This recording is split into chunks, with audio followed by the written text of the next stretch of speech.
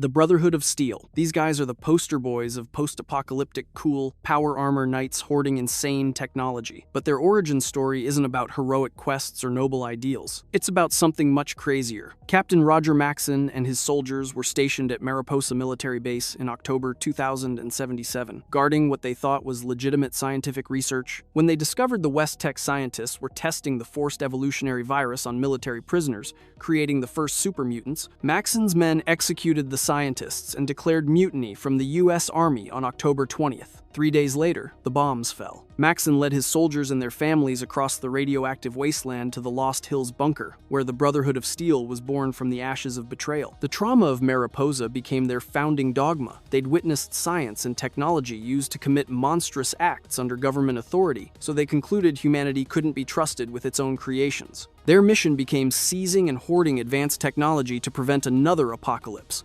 organized under a rigid hierarchy called the Chain That Binds, with elders ruling over paladins, knights, and scribes. But centuries of isolation tested their ideology, leading to a fundamental schism. The West Coast Brotherhood remained purist isolationists who viewed outsiders with suspicion and went to war with the expanding New California Republic. The East Coast chapter under Elder Lyons broke from tradition by actually helping people, dedicating themselves to protecting the capital wasteland from super mutants rather than just hoarding tech. This humanitarian shift was seen as heresy by the Western elders, and even caused a splinter group called the Brotherhood Outcasts. Arthur Maxson eventually unified the East Coast chapter under a new ideology that combined aggressive tech acquisition with the goal of protecting humanity by eliminating perceived threats like super mutants, feral ghouls, and synths. The Brotherhood's story is a cycle of ideological decay, schism, and violent reformation, JNS. They started as a reaction against the old world's sins, but that principle keeps being forced to adapt and rebuild in the face of new horrors. But if the Brotherhood represents a reaction against the old world's sins, the next faction is the unrepentant ghost of that world.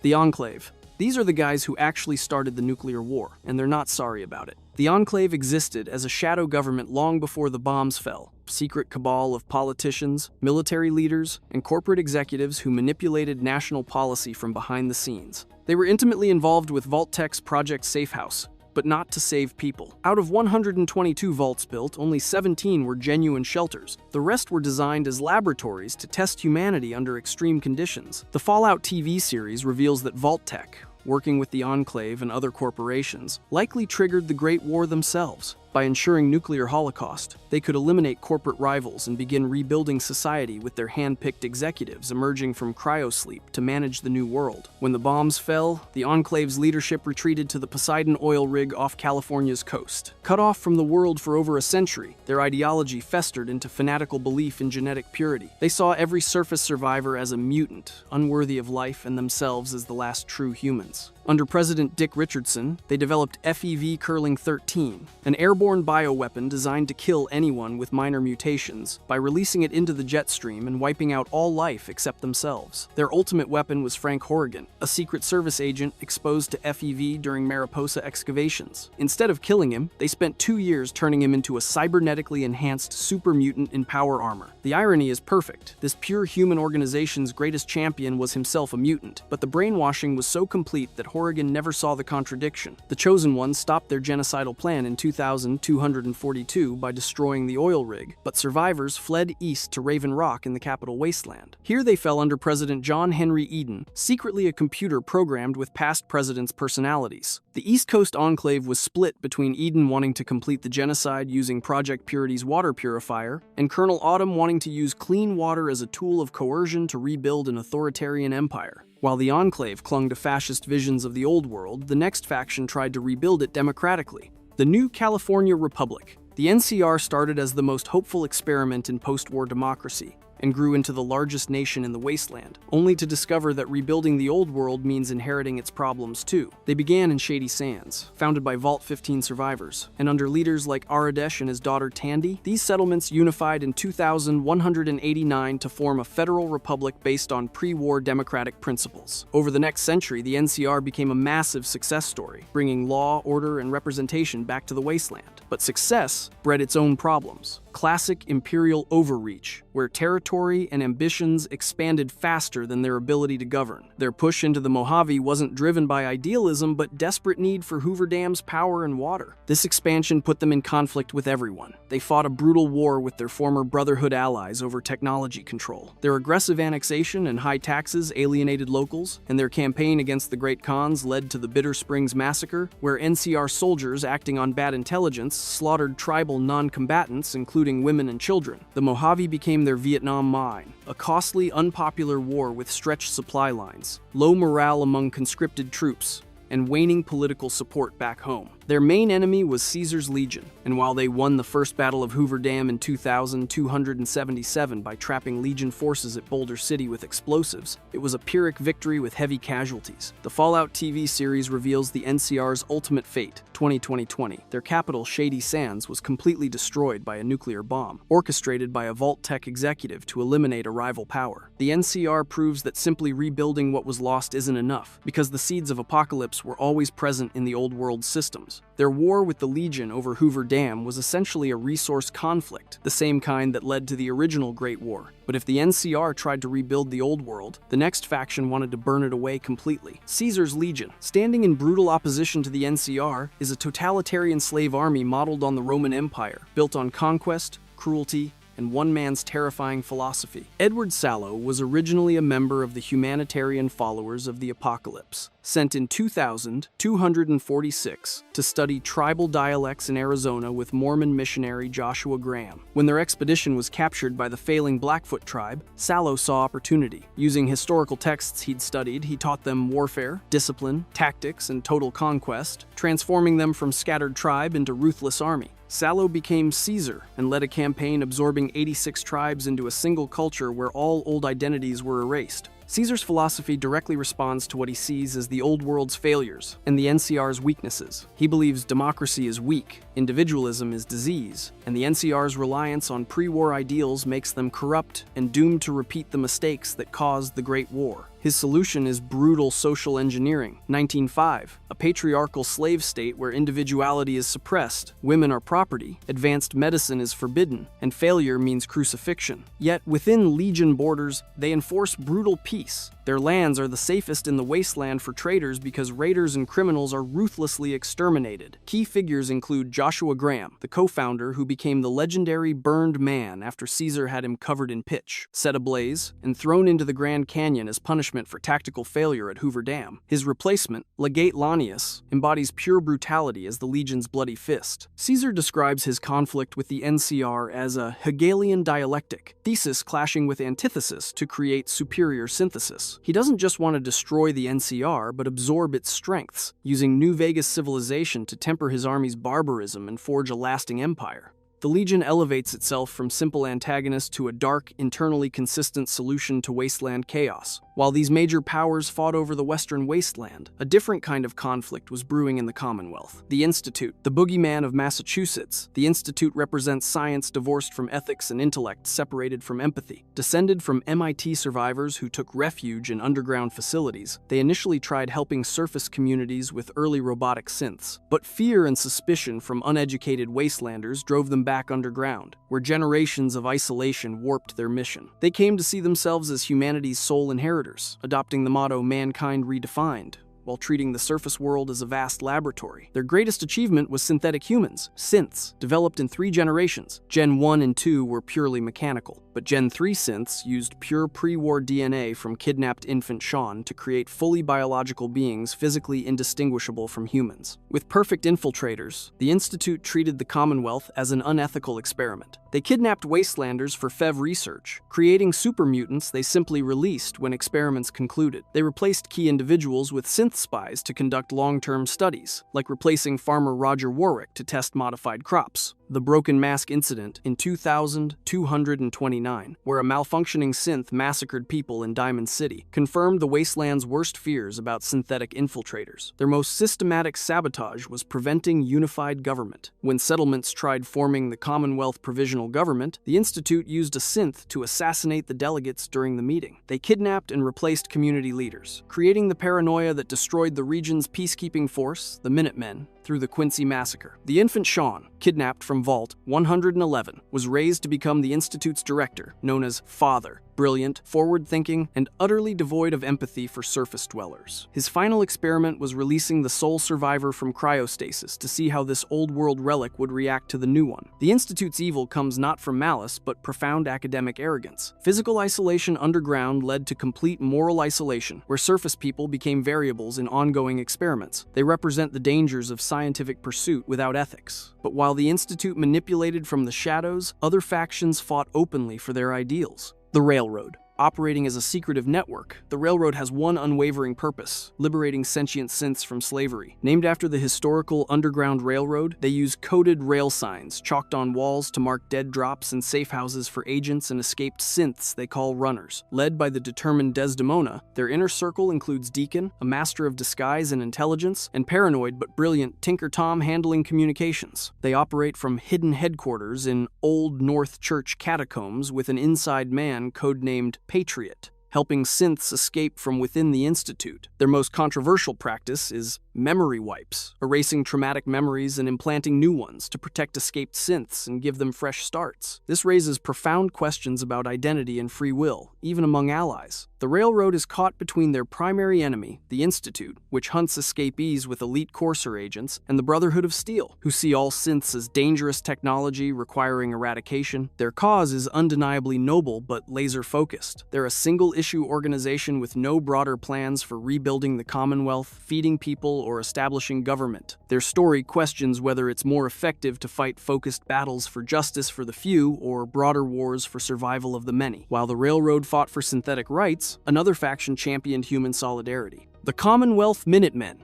If other factions represent grand ideologies and powerful institutions, the Minutemen represent a simple idea: ordinary people have a duty to protect each other. Named after colonial militias ready to fight at a minute's notice, they're a volunteer militia for mutual defense, founded around 2180. They gained renown defending Diamond City from super mutants and were instrumental in forming the Commonwealth Provisional Government, a promising alliance for unified governance. But the Institute's synth infiltrator massacred CPG delegates, destroying trust between settlements and causing collapse. After their unifying leader General Becker died, internal squabbles and betrayals tore the organization apart. The final blow came at the Quincy Massacre in 2287, when Gunner mercenaries besieged Quincy. Responding Minutemen were betrayed by their own officer Clint, who sold out his comrades. The Gunners overran the town, slaughtering inhabitants and utterly destroying the Minutemen's reputation. The sole survivor finds the last remnants in Concord's Museum of Freedom, led by Preston Garvey, a true believer broken by Quincy who watched his organization crumble and failed to protect civilians under his care. Riddled with depression and survivor's guilt, he sees the capable sole survivor as hope for the Minutemen's rebirth, immediately bestowing general rank while believing himself unfit to lead. The Minutemen represent purest idealism, voluntary mutual defense free of ambition and dogma. Their history shows both the immense power of this idea to inspire people and its fragility without strong leadership. They prove that while noble ideas can unite people, true leaders are needed to make those ideas reality in the harsh wasteland. But beyond these major Commonwealth powers, the wasteland teamed with smaller, more specialized groups, regional powers and specialists.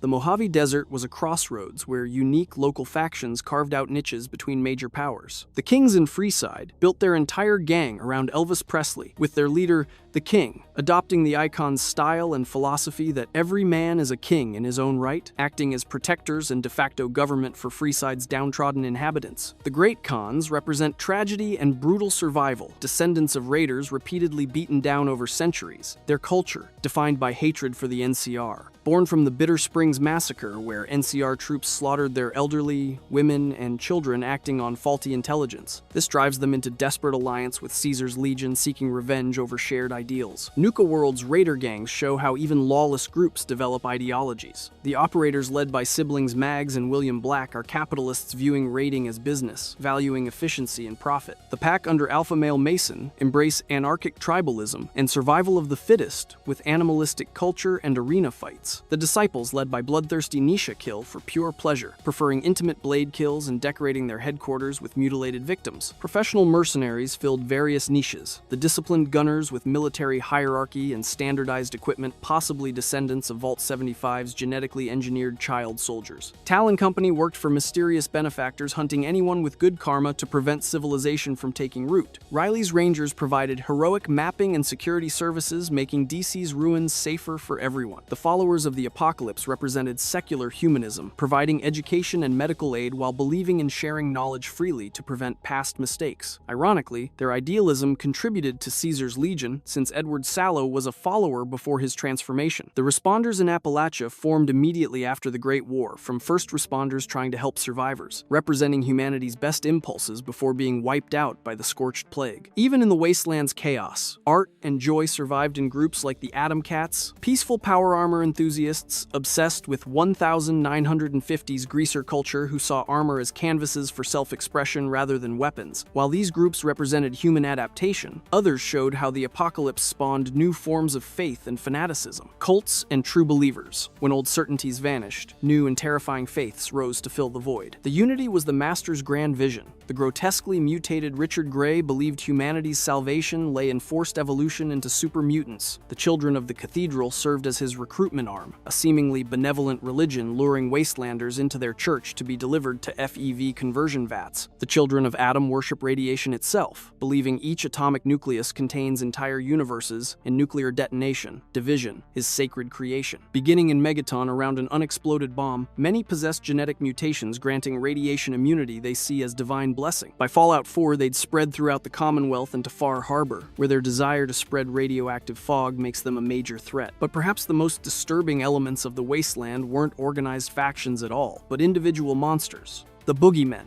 The wasteland harbored serial killers and anomalous threats that proved human evil existed long before the bombs. The Fens Phantom operated in Boston's sewers, arranging victims' skeletons into grotesque art while taunting his detective pursuer through holotapes. The Nuka Killer drowned victims and placed bottle caps in their eye sockets. The Pint-Sized Slasher was a child killer whose urban legend inspired Halloween costumes before becoming horrifyingly real. Post-war, Pickman exclusively hunted raiders, using their blood and body parts for gruesome art in his gallery. A Lovecraft homage raising questions about whether monsters who kill monsters are heroes or different kinds of monsters. The mysterious Sickleman left headless victims and graffiti messages, possibly connected to Appalachia's Mothman cult. The Cabot family injected cosmic horror into the setting. Patriarch Lorenzo discovered an alien artifact in the 1890s, granting psychic powers and immortality but shattering his sanity. His family imprisoned him for over 400 years, harvesting serum from his blood to maintain their own immortality while he slowly went insane. These stories showed that ancient, incomprehensible evils existed long before atomic fire, and some forms of darkness transcend human understanding entirely.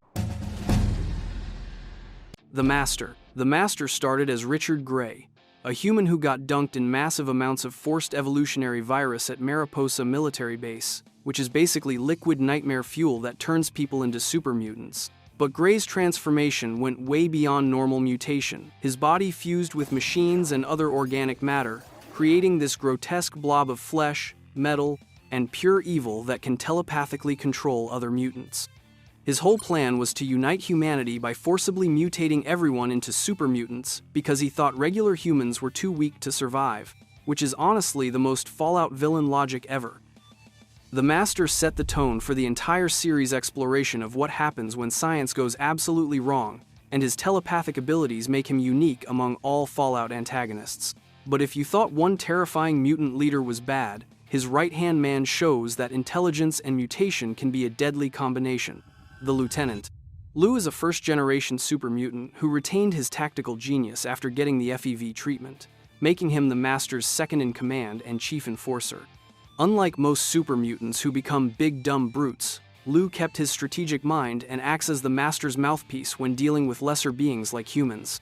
He's basically proof that FEV doesn't always destroy intelligence, it just makes the smart ones way more dangerous. Lou handles all the military planning for the Master's super mutant army and serves as the primary antagonist you actually talk to before facing the Master himself. His retention of human intelligence combined with super mutant strength makes him one of the most formidable enemies in the original game.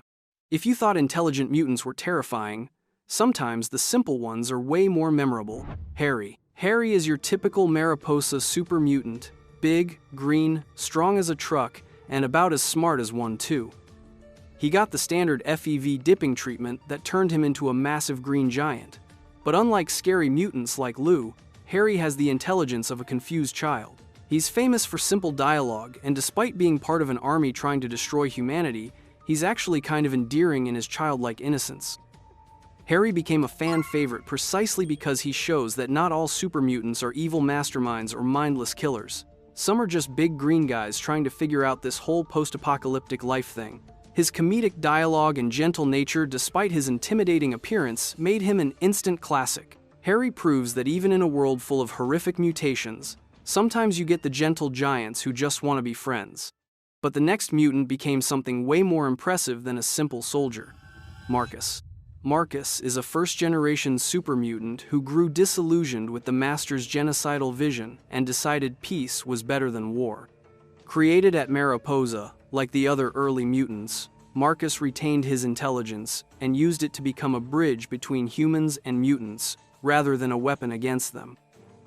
He became mayor of Broken Hills in Fallout 2, then later mayor of Jacobstown in New Vegas, proving that super mutants could actually lead and govern rather than just smash things. Marcus represents hope in the Fallout universe, showing that even creatures created for war can choose diplomacy and coexistence.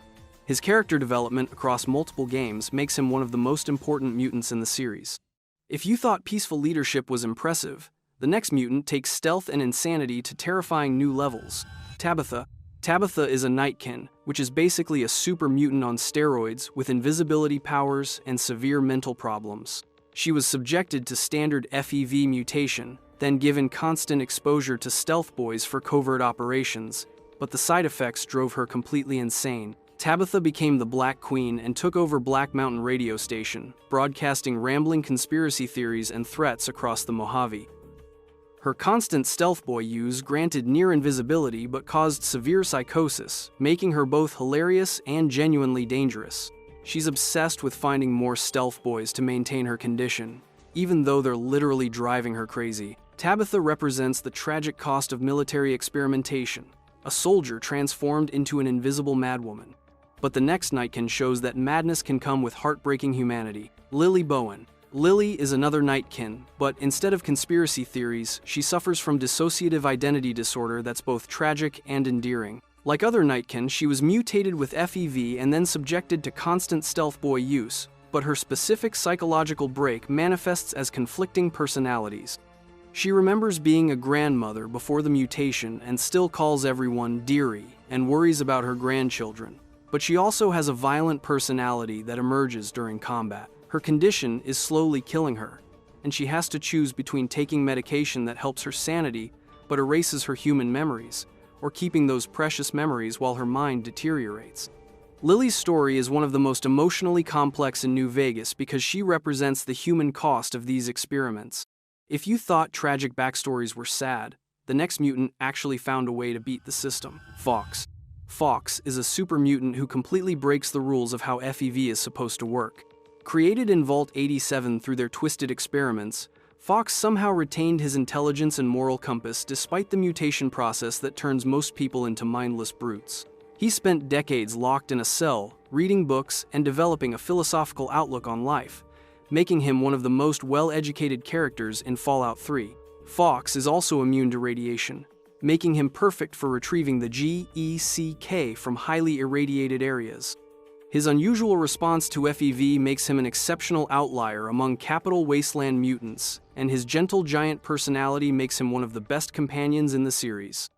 But the next mutant takes gentle giant energy to Zen Master levels. Uncle Leo. Uncle Leo is basically the Bob Ross of super mutants. He just wanders the Capital Wasteland spreading philosophical advice and positive vibes. Created through Vault 87's FEV program like Fox, Leo somehow emerged from the process with a peaceful nature and deep wisdom about life. He doesn't attack humans on sight like most Capital Wasteland mutants, instead offering thoughtful observations about the nature of existence and encouraging people to find meaning in the post-apocalyptic world. Leo represents the possibility that super mutants can transcend their violent origins and become forces for good. His random encounters always provide a moment of unexpected peace in the harsh wasteland. If you thought philosophical mutants were surprising, The next one has an obsession that's both touching and bizarre. Strong. Strong is a super mutant companion in Fallout 4 who's obsessed with finding something called the milk of human kindness. Created by the Institute's FEV experiments, Strong was part of a group studying Shakespeare's Macbeth when you find him, which is already weird enough. His fascination with human literature and desperate search for this metaphorical concept shows that even Institute-created mutants can develop complex desires beyond violence. Strong believes that understanding human kindness will make him stronger, representing the mutant aspiration to reclaim their lost humanity. His broken English and childlike questions about human behavior make him both endearing and tragic, especially when you realize he's searching for something he may never truly understand. But the next mutant actually found a way to reverse the irreversible. Brian Virgil. Brian Virgil is the ultimate proof that FEV mutation might not be permanent if you're smart enough and desperate enough. This Institute scientist injected himself with FEV to escape the organization's pursuit and survive the deadly radiation of the glowing sea, transforming into a super mutant but somehow keeping his brilliant scientific mind intact. What makes Virgil unique is that he can actually be cured and reverted to human form if you complete his questline, making him one of the only known reversible cases in Fallout lore. His transformation was voluntary and calculated, unlike most mutants who were victims of experimentation. Virgil's story shows that science can both create and solve these problems when applied correctly. If you thought voluntary mutation was wild, the next mutant completely breaks every stereotype about his kind. Erickson. Erickson is a super mutant gun dealer in Far Harbor who decided violence wasn't his thing and became a peaceful merchant instead. Likely created through Vault 87 or Institute FEV exposure, Erickson migrated to the island and set up shop as a neutral trader. What makes him special is his love for animals. He keeps dogs, and even a tame Yao Guai as pets, showing a nurturing side that most mutants never develop. Erickson completely subverts the usual aggressive mutant stereotype by being helpful, friendly, and business-minded. He proves that super mutants can adapt to society and find their own paths rather than following their violent programming. Erickson shows that even the most fearsome creatures can choose to be merchants instead of monsters. But the next mutant took friendship and turned it into a traveling business. Grom. Grom is basically the happiest super mutant in existence, roaming Appalachia with his two-headed Brahmin buddy Chally, selling stuff and spreading good vibes. Mutated by FEV-contaminated water from the West Tech facility, Grom somehow emerged from the process with an upbeat personality and entrepreneurial spirit. He's turned his post-apocalyptic life into a traveling merchant business, complete with a loyal Brahmin companion and a genuine love for meeting new people. Grom's friendly demeanor and comic relief dialogue make him a fan favorite, proving that not all Appalachian mutants became hostile monsters. His relationship with Chally also shows that mutants can form deep bonds with other creatures. Grom proves that the best business strategy is just being genuinely happy to see your customers. If you thought happy mutants were heartwarming, the next one has a psychological condition that's absolutely fascinating. Dog and God. God is a nightkin with split personalities that represent the eternal struggle between primal instinct and intellectual control. Created through typical nightkin mutation, FEV exposure followed by heavy stealth boy use, his psyche fractured into two distinct personalities: Dog, who's submissive and brutish, and God, who's calculating and intelligent. The stealth boy psychosis manifested as this internal war between his animal nature and his desire for control and understanding. In the Dead Money DLC, you can help resolve or exacerbate his condition through dialogue choices, making him one of the most psychologically complex characters in Fallout. His dual nature represents the struggle between civilization and savagery that defines the entire post-apocalyptic world. God shows that sometimes the greatest battles are the ones fought inside your own mind. But the next mutant shows that maternal instincts can survive even the most extreme transformations. Gale is a super mutant in Fallout 76 who adopted and protects a human child named Rara, proving that parental instincts can transcend species barriers. Transformed by the FEV contamination in Appalachia, Gale somehow retained her nurturing nature and formed a deep maternal bond with this orphaned girl. Her fierce protectiveness and gentle care show that super mutants can maintain complex emotional relationships and moral values. Gale's story emphasizes empathy and emotional intelligence over physical power, making her one of the most touching examples of post-war family bonds. She represents hope that love and compassion can survive even the most horrific transformations. Gale proves that the strongest force in the wasteland isn't mutation or radiation, but a mother's love. If you thought protective mutants were tough, the next one combines the worst of both biological and technological nightmares. Frank Horrigan. Frank Horrigan is what happens when you take a super mutant and decide he's not terrifying enough, so you add power armor and cybernetic enhancements. Originally exposed to FEV by accident, Horrigan was then recruited by the Enclave, who fused power armor directly to his massive mutated body and enhanced him with advanced technology.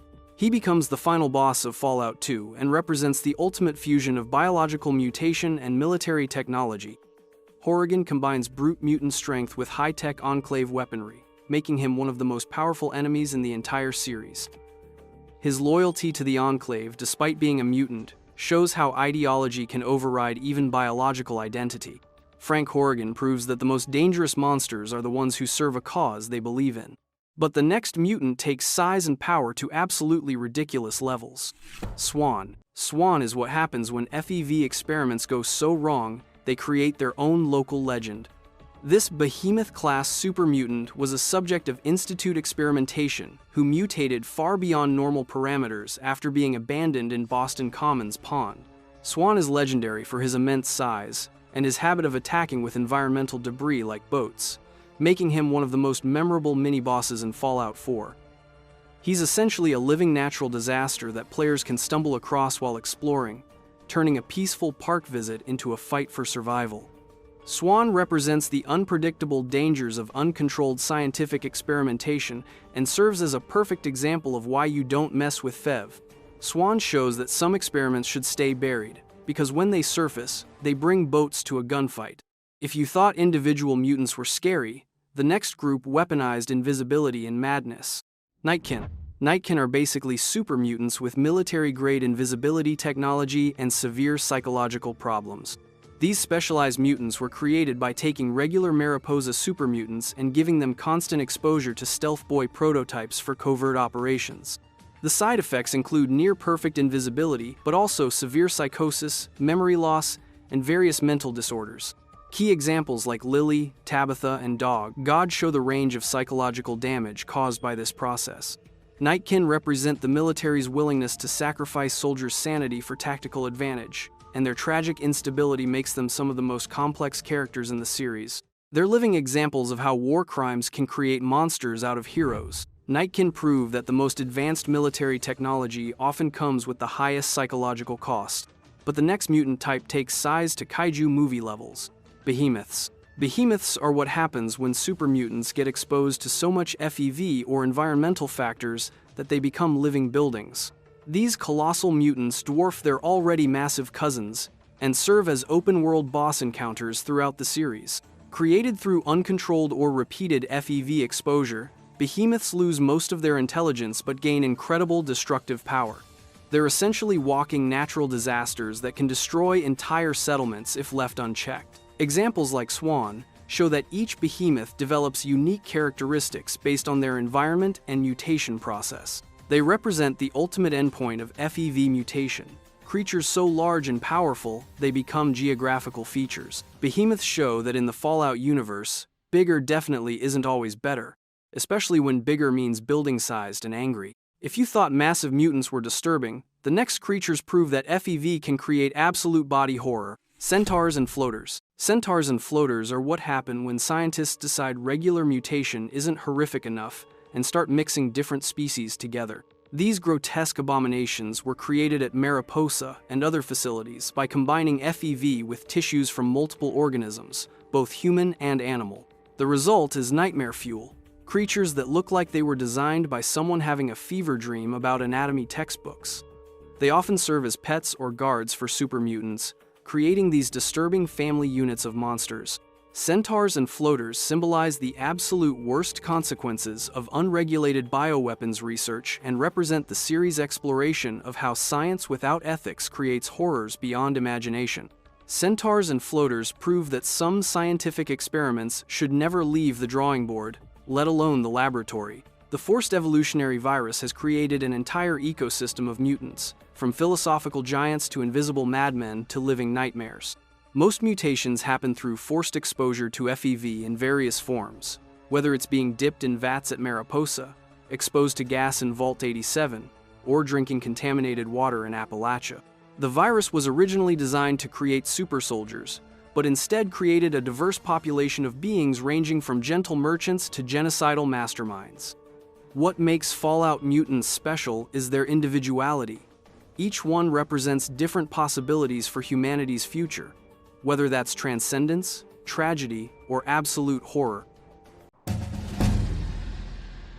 Mothman. Mothman is the king of Fallout cryptids, and honestly one of the most terrifying things you can encounter in Appalachia. Mothman manifests in multiple variants, ranging from the passive, wise Mothman that just watches you creepily, to the absolutely devastating, enraged Mothman that will ruin your entire day. The creature is central to pre-war and post-war Appalachian folklore, with an entire cult dedicated to interpreting its appearances as prophetic signs of coming disaster. It is based on the real-world 1960s point Pleasant Mothman legend from West Virginia, where people reported seeing a humanoid moth-like figure before the Silver Bridge collapse. Fallout's version maintains that ominous harbinger energy. Some Mothman variants will actually bless or curse players during encounters, reinforcing its mystical nature beyond just being another monster to shoot. The dynamic spawn behavior means you'll often spot Mothman perched on buildings or power lines, silently observing before either flying away or deciding you need to die. But if you thought a giant moth was scary, the next cryptid represents the ultimate consequence of human desperation. Wendigo. This gaunt feral nightmare with elongated limbs and bone-chilling shrieks represents what happens when starvation and cannibalism meet radiation and experimentation. The Wendigo appears in multiple variants,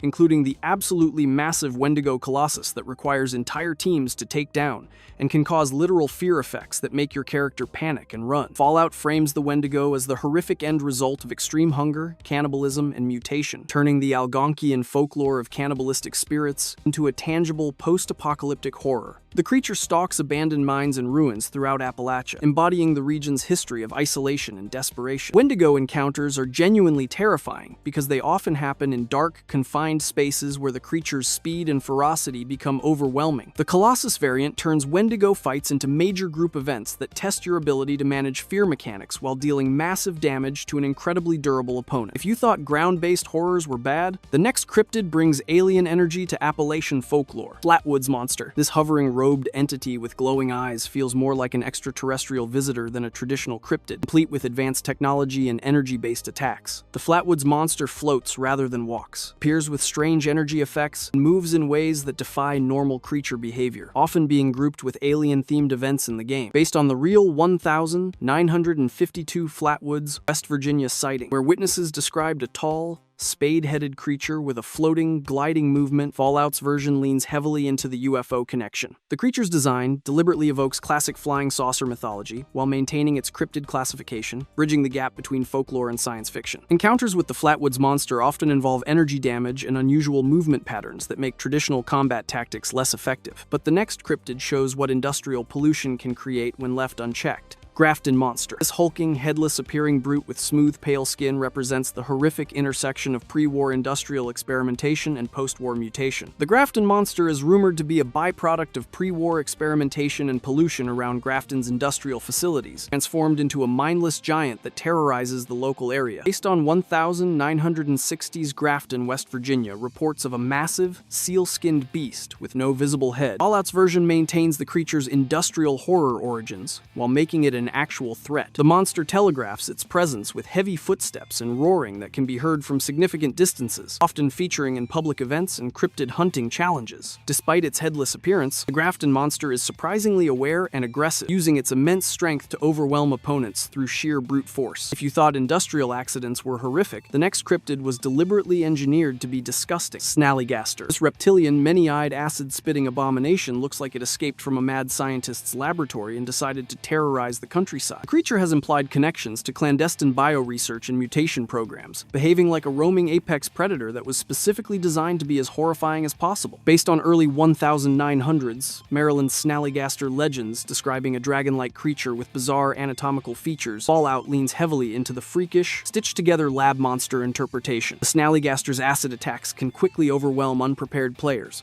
while its darting movement and tendency to spawn in groups makes encounters chaotic and dangerous. The creature represents the deliberate weaponization of folklore through scientific experimentation, turning a regional legend into a biological weapon. But the next cryptid started as a hoax before becoming terrifyingly real: Sheep Squatch. This shaggy horned cryptid with devastating ramming attacks gets an entire elaborate questline that builds up the urban legend before revealing there's actually a real, dangerous version lurking in the woods. The Sheep Squatch is associated with hoaxes, misdirection, and local pranksters who may have accidentally summoned something genuine through their fake monster stories. Based on West Virginia sheep squatch tales and white thing folklore describing a horned, woolly beast glimpsed in rural hollows, Fallout's version explores how fake legends can become real threats. Creature's explosive melee attacks and incredible durability make it one of the most challenging cryptid encounters, requiring careful preparation and teamwork to survive. The entire event chain surrounding the sheep squatch shows how community folklore can manifest real dangers when radiation and mutation get involved. If you thought mythical beasts were dangerous, the next cryptid proves that prehistoric creatures are even worse when irradiated. Mega Sloth. This gigantic mutated sloth moves slowly but hits like a freight train, proving that size and patience can be more dangerous than speed and aggression. Despite its lethargic animations, the Mega Sloth can devastate unprepared groups with ground slam attacks and range spore clouds that control large areas of the battlefield. While it's more of a radiation mutated creature than a traditional cryptid, Fallout 76 classifies it with the cryptids because it fits Appalachia's giant forest beast archetype perfectly. The creature alludes to prehistoric megafauna like Megatherium, while serving as a reminder that not all dangerous things move quickly. Megasloth encounters typically happen in swamps and forests, where the creature's environmental advantages and area of effect attacks become even more deadly. But the next cryptid brings demonic energy to Appalachian folklore. Blue Devil. This horned, lupine creature with aggressive melee attacks and a haunting presence represents the demonic side of Appalachian cryptid folklore. The Blue Devil appears primarily at night, or in mist-laden areas. Based on West Virginia Blue Devil tales describing spectral or demonic canine presences that stalk rural areas, Fallout's version maintains the creature's supernatural horror elements. While less ubiquitous than Mothman or Wendigo, the Blue Devil is memorable due to its distinctive silhouette and the ambient atmospheric cues that usually precede its appearance. The creature serves as a reminder that not all cryptids are explained by radiation or experimentation. Some things are just plain evil. If you thought demonic canines were bad, the next cryptid emerges from the depths of Appalachian rivers. Ogwa. This massive, semi-aquatic, turtle-like cryptid uses thick armor plating and brutal charging attacks to dominate river and swamp encounters. The creature appears to be a mutated prehistoric survivor that locals have recast as a river monster, tying into Appalachian waterway folklore and fishing horror stories. Based on Monongahela River Ogwa, legends describing a snapping turtle-like beast large enough to threaten boats and fishermen. Encounters often involve narrow waterway approaches,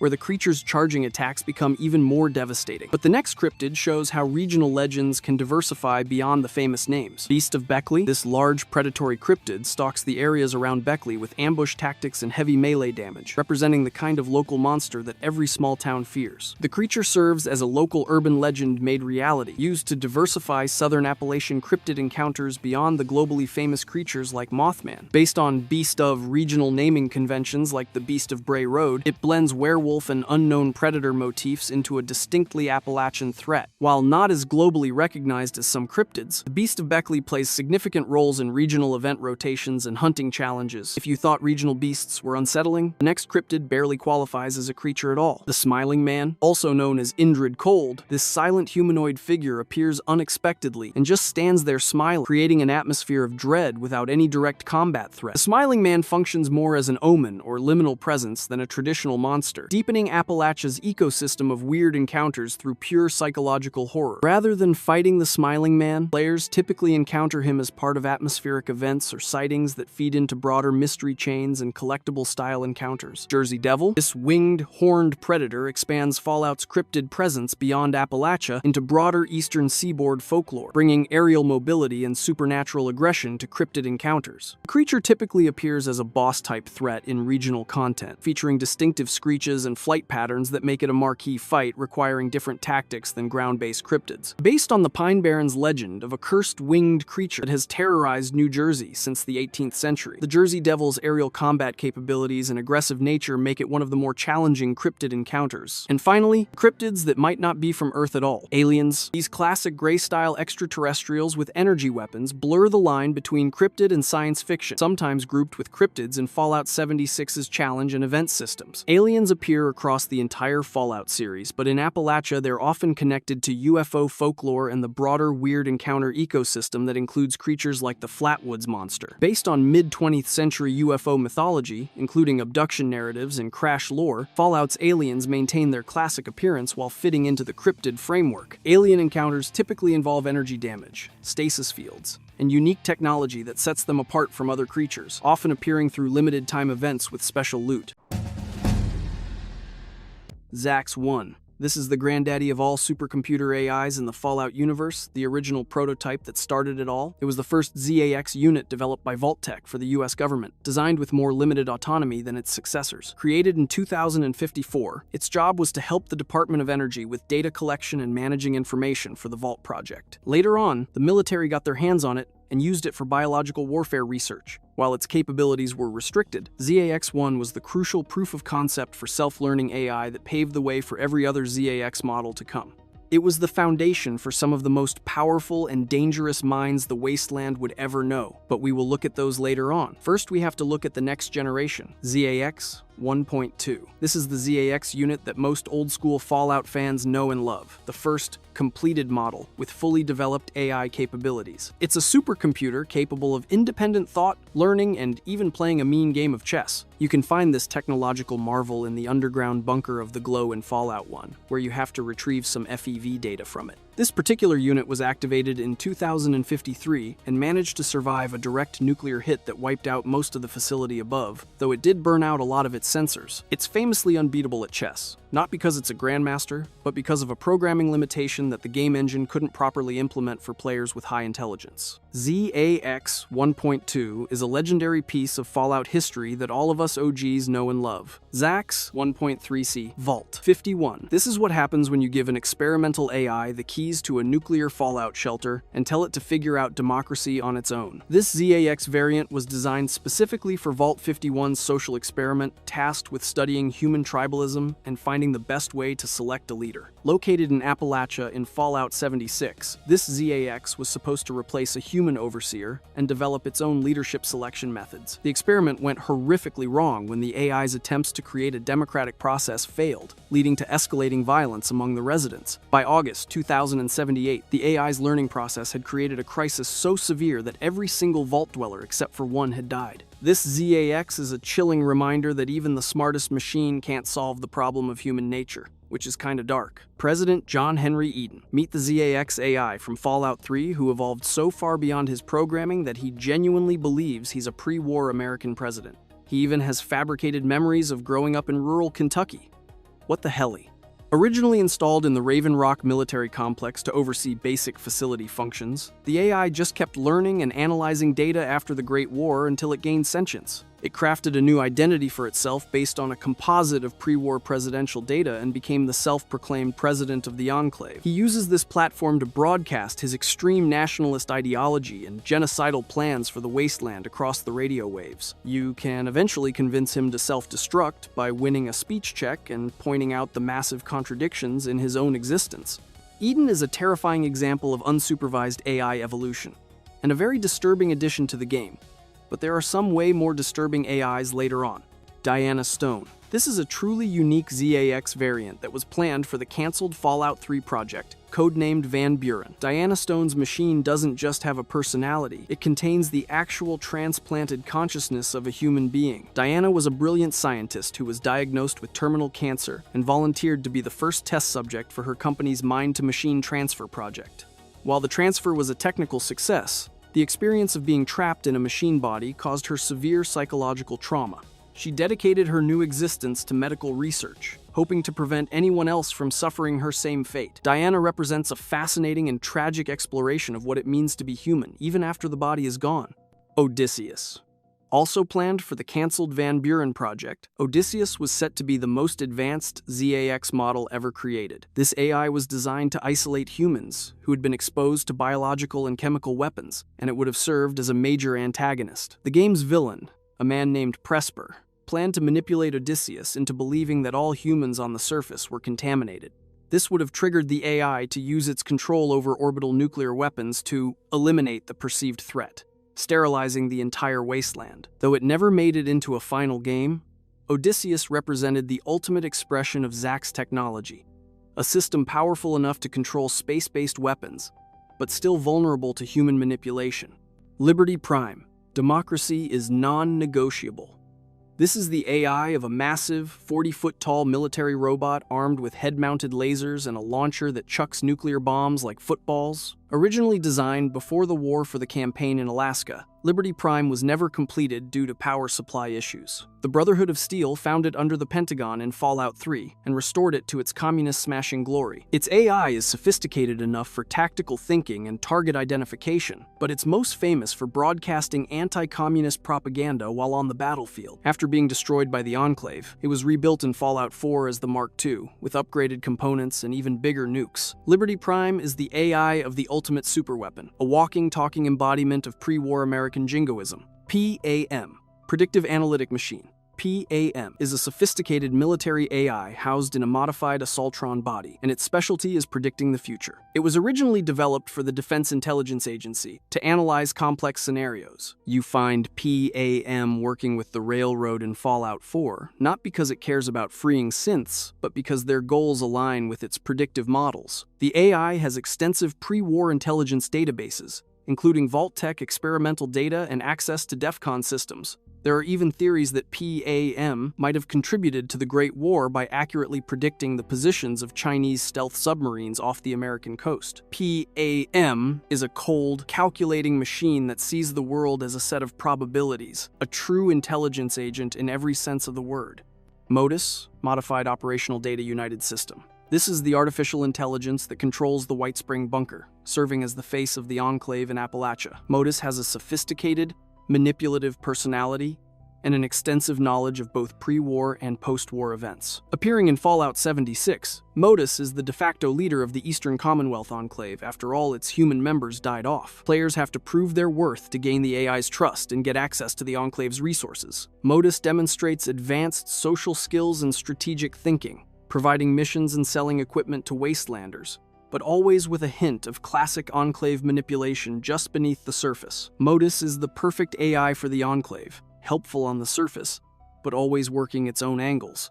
ACE, Artificial Conscious Entity. ACE is a sophisticated medical AI from Fallout 2 that can treat pretty much any ailment you can pick up in the wasteland. It's connected to a human-sized stasis chamber and claims to be more than just a machine, but not quite a true AI. You can find ACE at the Brotherhood of Steel outpost in San Francisco, where it can cure poison, remove radiation, and heal broken limbs after you provide the Brotherhood with vertibird plants. Despite its claims, ACE shows signs of independent thought and has knowledge of various wasteland factions, including the Enclave. Its medical bay even resembles a ZAX installation, hinting at a possible technological connection. ACE is a mysterious and powerful medical tool, a lifesaver with a hint of something more going on under the hood. ERIC 4. This AI system is a bit of a deep cut, representing Vault-Tec's attempts to create specialized AI for managing their vaults. ERIC 4 was created by Vault-Tec for database management and machine learning applications. Mentioned in various Fallout materials, ERIC 4 was part of Vault-Tec's broader AI development program that supported vault operations. While there isn't a lot of info on its specific capabilities, it seems to have been designed for data processing and learning algorithms, rather than direct human interaction like an overseer. It's a small but important piece of lore, showing that Vault-Tec was in the AI game long before the bombs fell.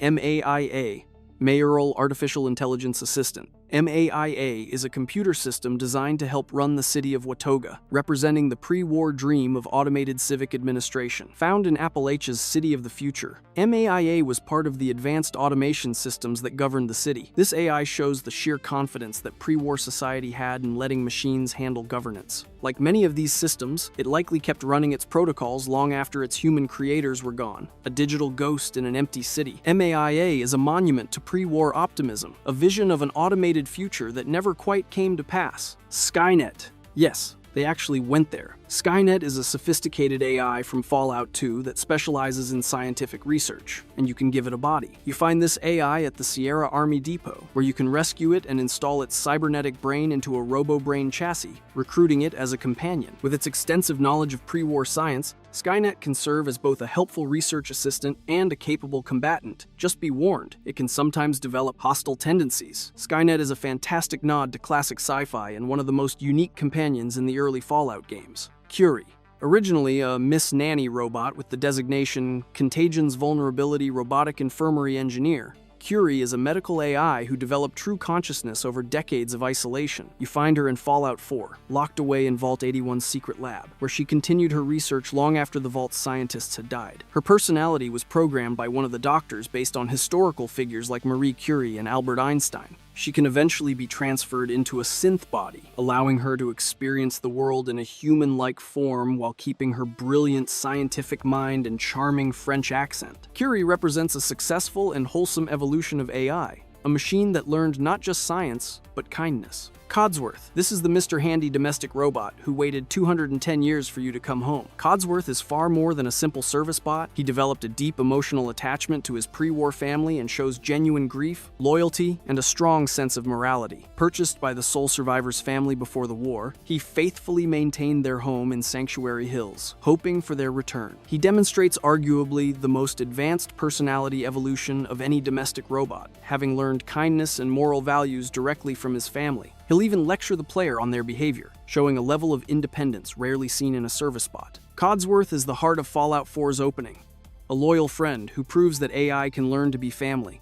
Nick Valentine. He's a prototype synth with the implanted memories of a pre-war Boston cop, creating a unique hybrid of advanced AI and human consciousness. Nick Valentine is the hard-boiled detective of Diamond City. Created by the Institute as an early experiment, Nick escaped and made a name for himself as a private eye, eventually helping the sole survivor in their search for their son. His personality is pure film noir, with snappy dialogue and sharp investigative skills. Despite facing prejudice for being a synth, he's earned the respect of the city by solving cases and helping those in need. Nick is a story of identity and memory, a beloved character who blurs the line between man and machine. Ada. This is the central companion from the Automatron DLC, an Assaultron with a developed AI personality who demonstrates emotion and independence far beyond standard military programming. You recruit Ada on a quest for revenge and can completely customize her with various robot parts and weapons. She represents the potential for military robots to grow beyond their combat-focused origins and develop a true personality. Ada is the ultimate customizable companion, a blank slate of a robot who can become a true friend.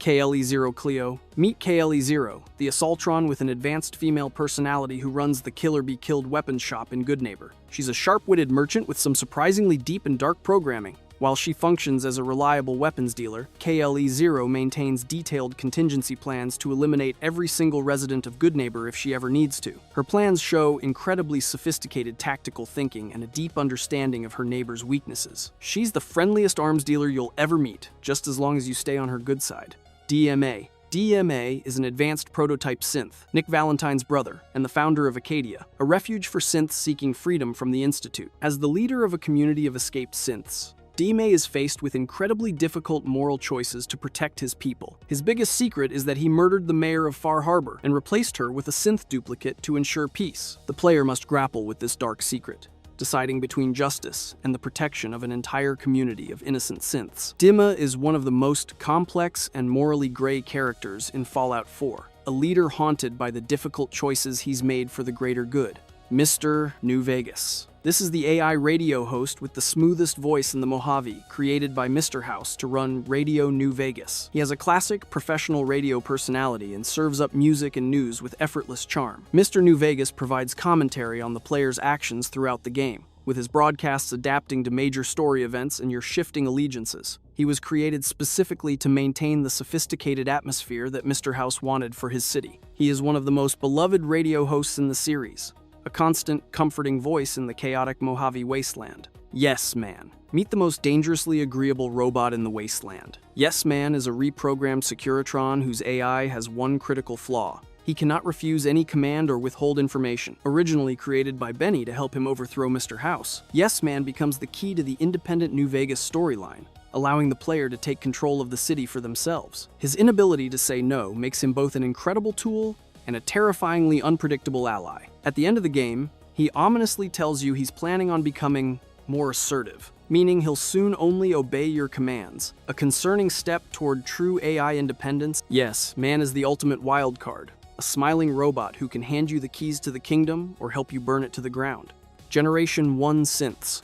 These are the first-generation synthetic humans created by the Institute. They are basic, mechanical androids that are obviously robotic in both their appearance and behavior. While they lack any sophisticated AI, they can follow complex commands and serve as the Institute's grunt soldiers and laborers throughout the Commonwealth. They represent the first step in the Institute's controversial experiments to create artificial humans.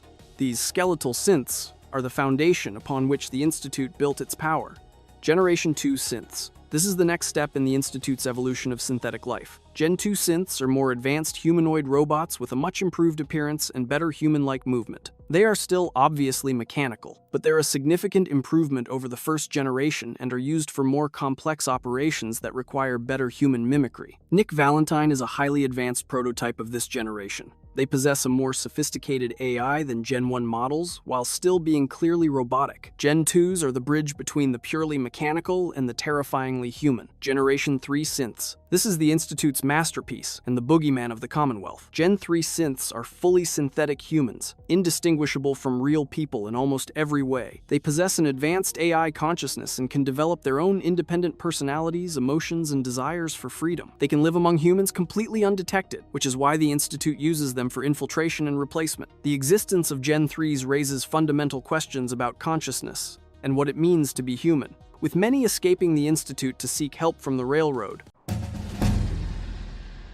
Vault Tech. They pumped out 122 vaults, promising to save people from the nuclear apocalypse. Oh, and they made those iconic Pip-Boys, the wrist gadgets that track your stats while you're dodging death claws. Sounds like they were all about helping, but hold up. Vault Tech was playing a much darker game. Most of their vaults?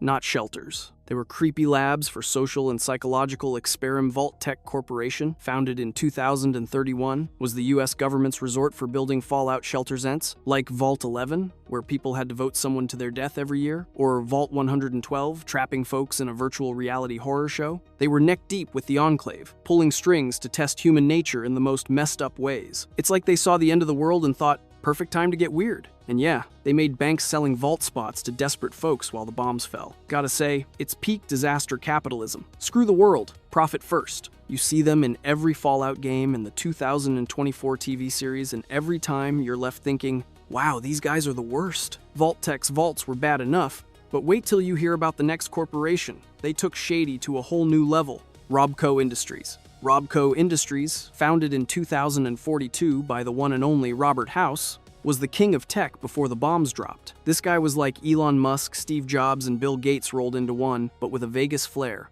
Robco churned out electronics and robotics like nobody's business. Think Pip-Boys. Yep, they helped make those. Protectrons waddling around like armed toasters. Securitrons rolling through New Vegas with missile launchers. And those terminals you're always hacking in Fallout 1, 3, New Vegas, and 4. House built a tech monopoly that basically ran the pre-war world. But here's the kicker. His tech didn't just survive the apocalypse, it shaped it. In New Vegas, House turns himself into a digital CEO god, hooked up to a computer, ruling the strip like a slot machine dictator. Talk about a guy who loves his job a little too much. His Securitrons kept Vegas stable post-war, sure, but also blasted anyone who looked at him funny. I tried out running a Securitron once, and it felt like dodging a tank with a superiority complex. Robco's legacy is a wasteland full of their bots, half of them still trying to protect you by turning you into Swiss cheese. House's empire screams unchecked tech mogul vibes, and you can't help but wonder, was he a genius or just a billionaire with an ego the size of the Mojave? Poseidon Energy.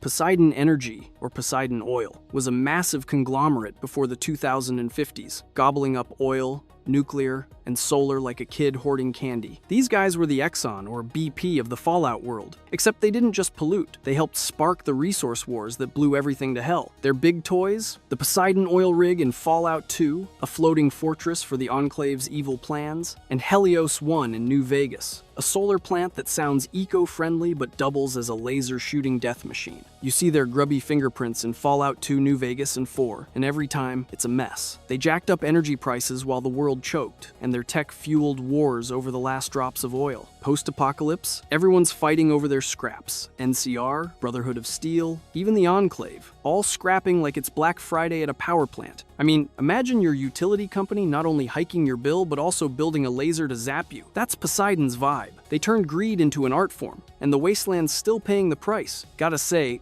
their oil rig base was cool, though like a Bond villain lair, but with worse interior decorating. Poseidon lit the world on fire, but the next corporation, they're cooking up something even crazier. Stick with me, you're gonna love this. West Tech. Westtech, born in 2002, was the military-industrial beast that makes Vault Tech look like a charity. These guys were all about defense and biotech, cooking up stuff for the US military, like it was their personal playground. Their big hits, power armor, those tank-like suits you're stomping around in, laser weapons that melt faces faster than a bad TikTok trend, and oh boy, the Forced Evolutionary Virus, or FEV, which turned people into super mutants? Yeah, if you've ever been chased by a green, hulking monster in Fallout 1, 3, or 76, you can thank West Tech for that nightmare. They were supposed to make super soldiers, but instead, they unleashed a virus that turned folks into 10-foot-tall rage machines. Picture a scientist going, hey, let's make humans better by turning them into the Hulk, but angrier. Brilliant plan, right? Their facilities, like the Glow and Fallout 1, are basically death traps full of radiation and failed experiments. West Tech was like DARPA or Livermore Labs on steroids, tossing ethics out the window for government contracts. They didn't just build weapons, they rewrote humanity's DNA, and the wasteland's still dealing with their mutant legacy. You run into their handiwork in Fallout 1, 3, and 76, and every time, it's a reminder. Corporate science with no morals is a recipe for disaster. I mean, I want to make cool armor, but creating a virus that spawns Deathclaw cousins? That's a hard pass. Gotta admit though, their power armor makes you feel like a walking tank until a super mutant gets you across the room. Nuka-Cola Corporation. Nuka-Cola Corporation, founded in 2044 by John Caleb Bradburton, was the king of beverages in the Fallout world. Think Coca-Cola, but if it was run by a mad scientist with a marketing degree. These guys didn't just sell soda, they built an empire of addiction that had pre-war America chugging Nuka-Cola like it was the only thing keeping them alive. Their star products? The classic Nuka-Cola, that sweet, fizzy drink you find in every rusted vending machine. Nuka-Cola Quantum, which glows blue and probably gives you a third eye. And Nuka World, a theme park from the Fallout 4 DLC that's less Magical Kingdom and more Raider Death Trap. You see their logo plastered everywhere in Fallout 3, 4, Nuka World, and 76. They were locked in a cola war with Sunset Sarsaparilla and Vim, fighting for shelf space like it was a cage match. Nuka-Cola's secret sauce? Addictive chemicals that made you crave it more than a Deathclaw craves lunch. Their marketing was next-level billboards, jingles, loyalty programs that had people trading their life savings for a free bottle. It's like they took consumerism, cranked it to 11, and added a radioactive twist. In Fallout 4's Nuka World, you learn Bradburton himself got preserved as a head in a jar, still scheming post-apocalypse. Talk about brand loyalty. I tried chugging a Quantum once in Fallout 4 and felt like I was drinking a glow stick, and not in a good way. Nuka-Cola's legacy is a wasteland littered with their bottles, a testament to corporate greed and chemical manipulation. They didn't just sell soda, they sold a lifestyle, and you're still finding their ads while dodging raiders. Gotta hand it to them, though their vending machines are tougher than most bunkers. You ever wonder what's in that Quantum Glow? Yeah, me neither, but I'm not drinking it. If you are loving this, click on the like and subscribe button. Stick around. General Atomics International. General Atomics International, born sometime before the 2050s, was the Fallout world's answer to Boston Dynamics and GE rolled into one, but with a side of apocalyptic chaos. These guys were all about robotics and AI automation, pumping out machines to make life easier until those machines started turning people into scrap. Their lineup? Mr. Handy, the floating butler bot with a British accent and a buzzsaw arm. Miss Nanny, its sassy counterpart. Sentry bots, basically tanks with attitude. And here's where it gets weird, robo-brains. Robots, powered by actual human brains. Yeah, They literally ripped out people's minds and stuffed them into metal skulls. You run into these creepy creations in Fallout 3 and 4, and let me tell you, fighting a robo-brain feels like arguing with a Roomba that's got an identity crisis. General Atomics sold these bots as domestic helpers. Imagine a Mr. Handy cooking your dinner or vacuuming your bunker. But post-apocalypse, those same bots are roaming the wasteland, flaming anything that moves. I mean, who looks at a robot maid and thinks, let's give it a flamethrower?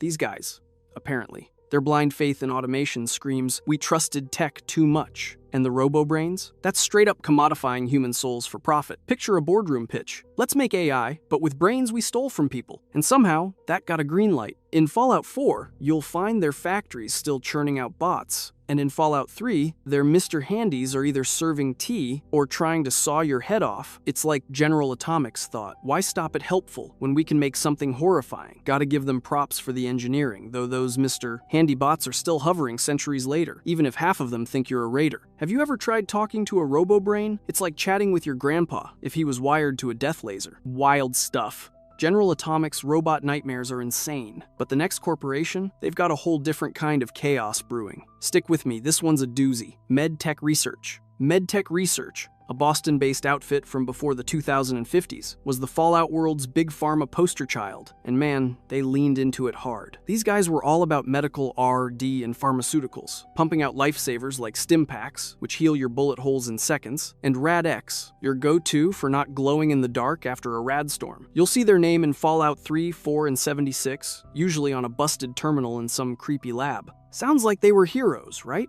Nope. MedTech was the kind of company that'd sell you a cure while slipping something extra in the syringe. They were deep into unethical experiments, like messing with the forced evolutionary virus. Yep, the same FEV that West-Tech used to spawn super mutants. Why? Probably because let's make monsters was on their vision board. Their real hustle, though, was crafting chems so addictive you'd pawn your Pip-Boy for another hit. In Fallout 4, you stumble into their Medford facility, where they tested a drug called Prevent on sick folks, promising cures but delivering misery. Classic big pharma move. Hook people on your product, then jack up the price while they're begging for more. It's like they looked at the apocalypse and thought, perfect time to corner the market on suffering. Their Stimpaks and Rad-X are still saving lives in the wasteland, sure, but at what cost? You're basically trading one addiction for another every time you jab a stim. I once spammed Stimpaks in Fallout 4 to survive a Deathclaw fight and felt like I needed a 12-step program afterward. MedTech's legacy is a wasteland full of their chems, with survivors hooked and their labs hiding horrors. They're the ultimate critique of pharma greed selling hope while cooking up nightmares. Gotta admit though, their Stimpaks are clutch when you're bleeding out. Have you ever popped a Rad-X before a glowing sea trek? Feels like cheating death, until you realize MedTech's probably laughing from the grave. Mass Fusion. Mass Fusion, founded in 2054, was the Fallout world's shiny poster child for fusion power, promising clean energy while hiding a suitcase full of dirty secrets. These guys were all about fusion power and energy storage, cranking out fusion cores, those little batteries that keep your power armor humming in Fallout 4. They also built nuclear containment systems, which sound responsible until you realize they were playing fast and loose with the tech that could end the world. You see their name all over Fallout 4, especially in the main quest, where their Boston headquarters is ground zero for some serious nuclear drama. Mass Fusion loved to wave the green energy flag, but behind the scenes, they were neck-deep in sabotage and espionage, pulling Westinghouse and GE-level stunts to stay on top. Their fusion tech was made to save the planet, but instead, it powered the Institute's synth army and other shady projects. In Fallout 4, you're sent to their reactor to grab a beryllium agitator, a fancy gizmo that could tip the balance of power in the Commonwealth. It's like they built the ultimate MacGuffin, then sat back while everyone fought over it. These guys weren't just about clean energy, they were about dominating the nuclear game, and their tech made the wasteland's power struggles even messier.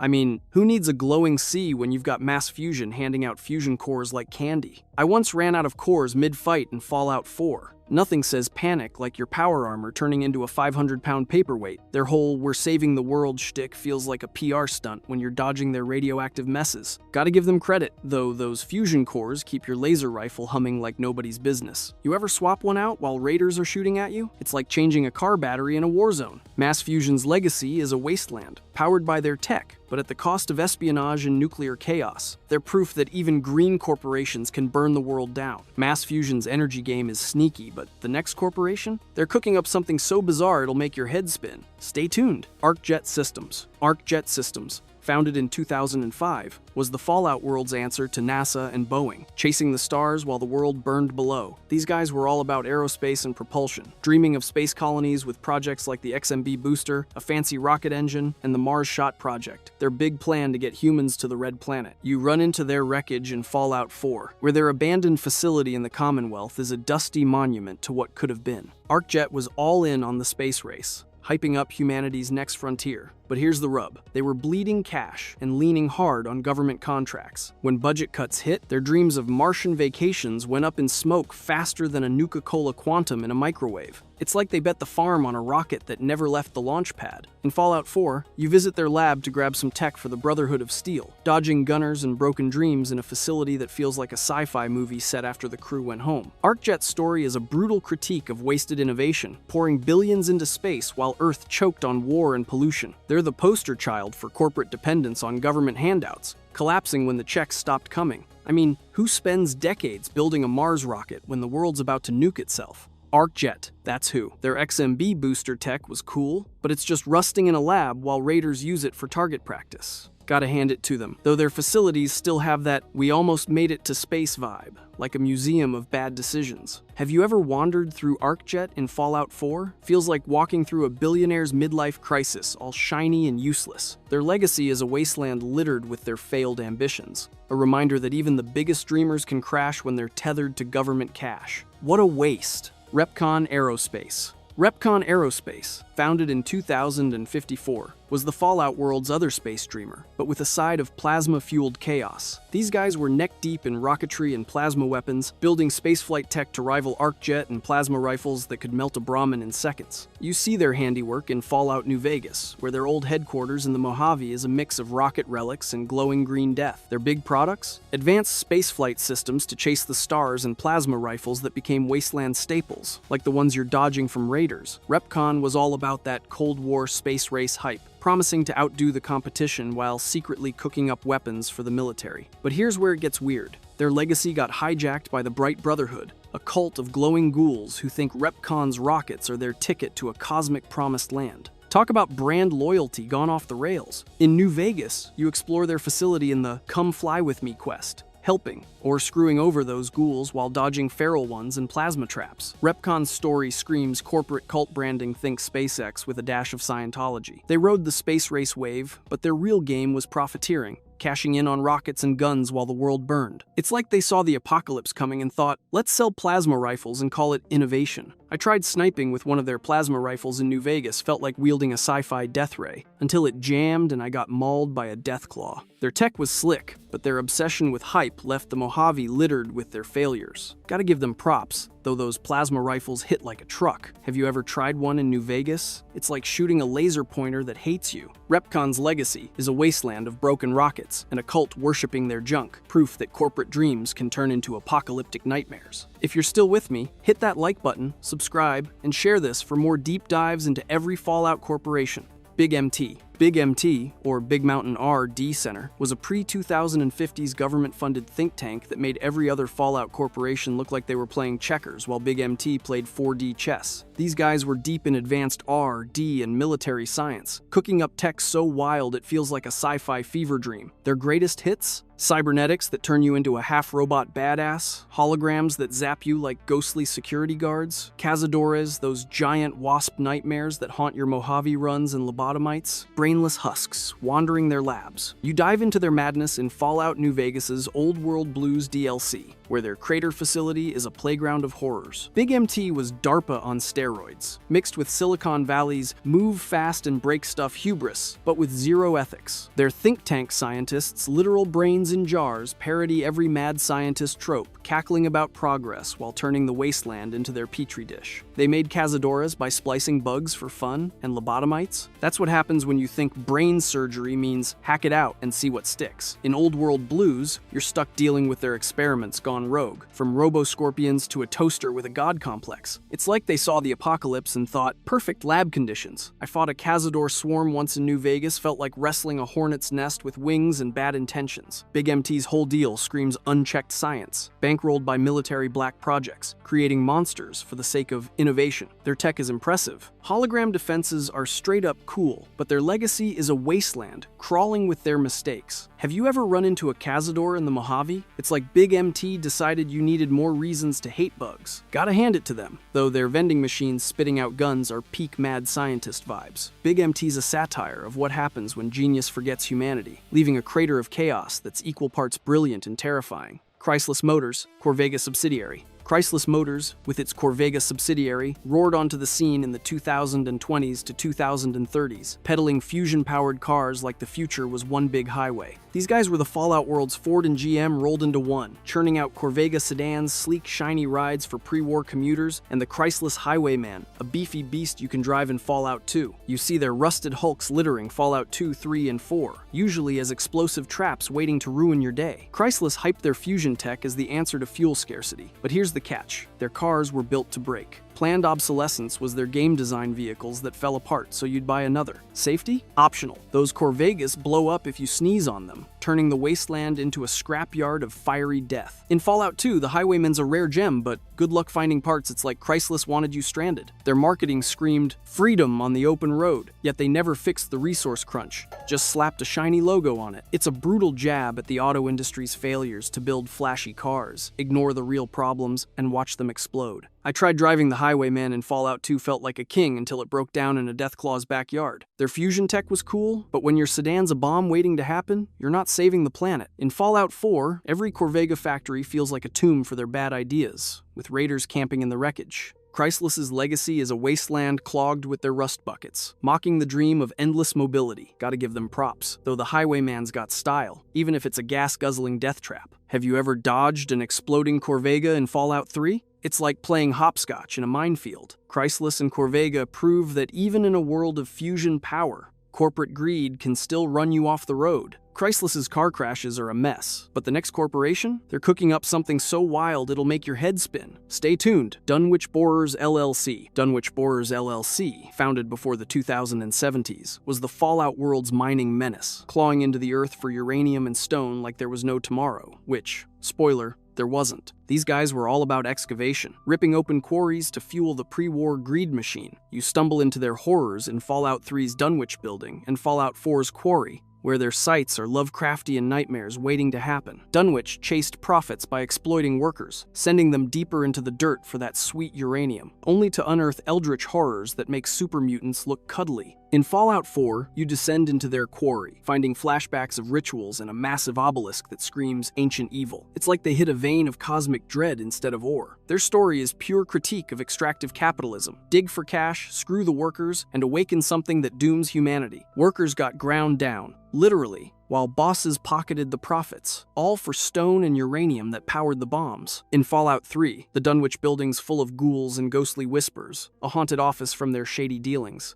I crept through that quarry in Fallout 4, felt like stepping into a horror movie where the monster's capitalism itself. Their tech was basic drills and greed, but they dug up stuff that should have stayed buried. Gotta say, their sites make for epic loot runs if you ignore the tentacles. Have you ever heard those whispers in Dunwich? It's like the Earth's telling you to turn back. Dunwich Borers' legacy is a wasteland, scarred by their holes, a reminder that some things under the ground are best left alone. Garahan Mining Company. Garahan Mining Company, founded before the 2070s in Appalachia, was a coal-digging dynasty that fancied itself a tech innovator. These guys were deep in mining and exosuit design, locked in a bitter rivalry with Hornwright Industrial over who could strip Appalachia's resources faster. Their big win? The Excavator Power Armor, a hulking suit built for miners that you can craft in Fallout 76. Picture a walking tank designed to shovel coal, not fight raiders, but it still packs a punch. You explore their legacy in Fallout 76, where their ash heap facilities are crumbling relics of their ambition. Garahan pushed the excavator as a game changer, promising to outmine Hornwright while workers toiled in brutal conditions. It's a sharp jab at industrial rivalry between two companies racing to gut the earth while their employees paid the price. The armor was slick, boosting mining output, but it couldn't save Garahan from their own greed or Hornwright's automation edge. In Fallout 76, you dig through their terminals, reading about labor disputes and bosses treating workers like spare parts. I suited up in excavator armor once felt like a bulldozer, but those creaky joints screamed, overworked miner. Garahan's story is all about exploitation, dressed up as innovation, with their fancy exosuits doing little for the folks swinging pickaxes. Their legacy is an Appalachia scarred by their mines, a testament to corporate one-upmanship